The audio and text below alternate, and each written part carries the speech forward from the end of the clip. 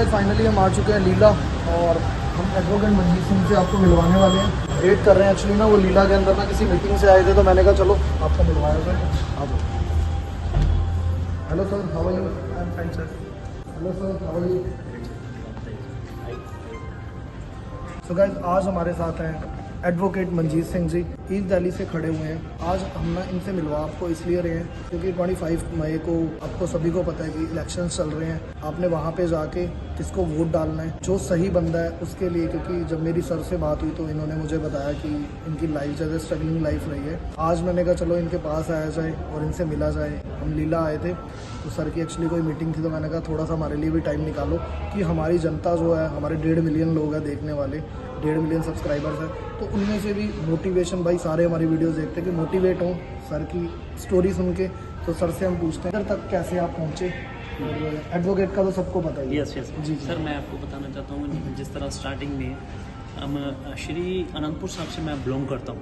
Okay. जहाँ से सिख कौम का the birth place of Khalsa बोलते हैं श्री अनंतपुर। डेफिनेटली, बिल्कुल। और वो सिखों की एक जन्मभूमि है जी। और वहाँ पे हम 10 साल रहे, नर्सरी से लेके 10th तक मैं वहाँ पे मैंने स्टडी करी। मतलब आपका सारा बचपन वहीं पे अनंतपुर साहिब में रहा। बॉर्ड मेरा दिल्ली का, ब्रॉडर मेरा श्री अनंतपुर साहिब का, डिस्ट्रिक्ट रोपड़ पंजाब का। और वहाँ से ही जो कुछ बना हूँ मैं गुरु गोबिंद सिंह महाराज की कृपा से और गुरु तेग बहादुर साहब की कृपा से आज मैं जो भी हूँ उनकी मेहरबानी से बना, और मेरे फादर मदर के आशीर्वाद से। बहुत अच्छी सोच है। और मेरे फादर मदर ने भी बहुत स्ट्रगल करी है ये सब, लेकिन ये करवाने वाले गुरु गोबिंद सिंह जी है, उन्होंने ही सारी हमें ताकत दी है जो यहाँ तक करा। 91-2 में गए, वहाँ पे बेअंत सिंह का राज था, मैं बताना चाहता हूँ। बेअंत सिंह का राज मुख्यमंत्री था और उसने नौजवानों को का कत्लेआम करवा दिया, उठा के मरवा दिया। डेफिनेटली सबको कहानियाँ पता है। हाँ, वो स्टोरी ये कांग्रेस के राज में इस तरह का वाक्य हुआ। तो कांग्रेस पार्टी ने हमेशा ही देश को लूटा है एक तरह का, और देश का नौजवानों को उठवा के मरवा दिया, और उसके बाद 1984 के कत्लेआम करवाए। जी।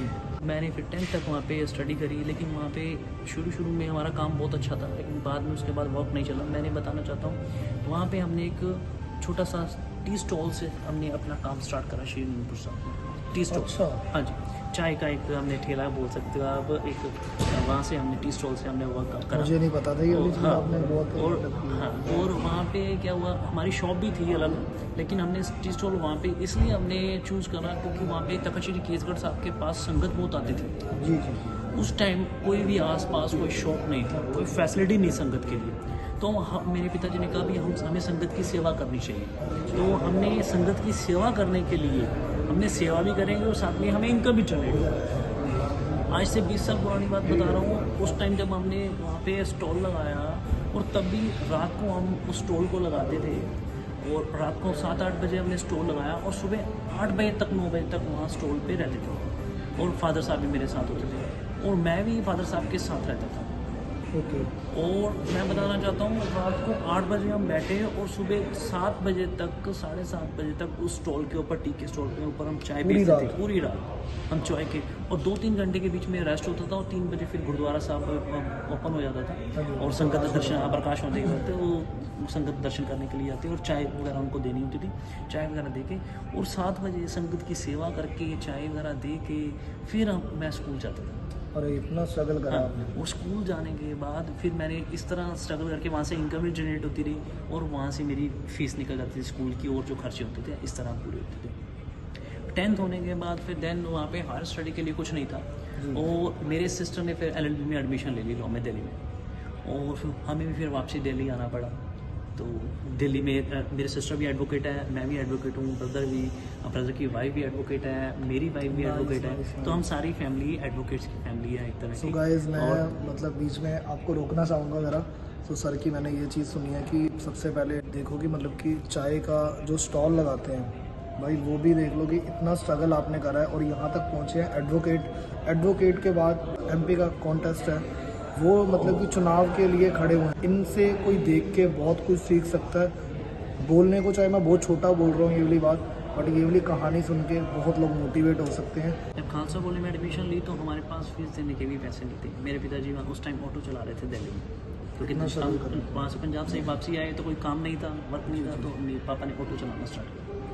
ऑटो चलाया, लेकिन ऑटो जब चला रहे थे और फीस के लिए खालसा कॉलेज की फीस देने के लिए पैसे नहीं थे, उन्होंने क्या करा, पिताजी ने अपने ऑटो को गिरवी रख दिया। ओके। अपने ऑटो को गिरवी दे के रीफाइनेंस करवा लिया, एक तरह का रीफाइनेंस करा के वहाँ से पैसे लिए। पैसे लेने के बाद मेरी जो एडमिशन के खालसा कॉलेज के दिल्ली यूनिवर्सिटी नॉर्थ कैंपस की उसकी फ़ीस दी, और इस तरह मेरी फिर ग्रेजुएशन हुई।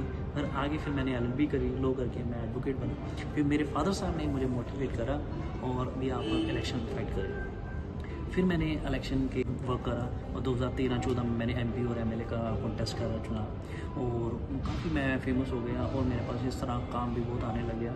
और काफ़ी मेरे पास मर्डर के cases, heinous crime cases, matrimonial 138 recovery cases, ये सारी चीज़ें जिगरे Yes. से होती हैं, वो, ये of ऐसे course. कोई नॉर्मल बंदा नहीं है चीज़ें बिल्कुल कर सकता। वाहिगुरु की कृपा से आज हमारे पास 15-15, 20-20 लाख रुपए की गाड़ियाँ हैं, बंगला हैं, किसी चीज़ की कमी नहीं बस ये इन सब चीज़ों से मुझे ना एक चीज़ ये समझ आई है, एक बंदे की सोच बढ़िया होना, है। यस, नहीं तो बंदे पंखों से लटक जाते हैं। इतना सा भी किसी के साथ हो जाए कि हम ऑलरेडी इतना स्ट्रगल कर रहे हैं और ऊपर से हमने ऐसे कौन से माड़े कर्म करे हैं कि हमारी साइकिल भी चोरी हो गई, या गाड़ी चोरी हो गई। Yes, yes. वो चीज़ होती है कि वो चीज़ है कि फिर भी आपने हार नहीं मानी।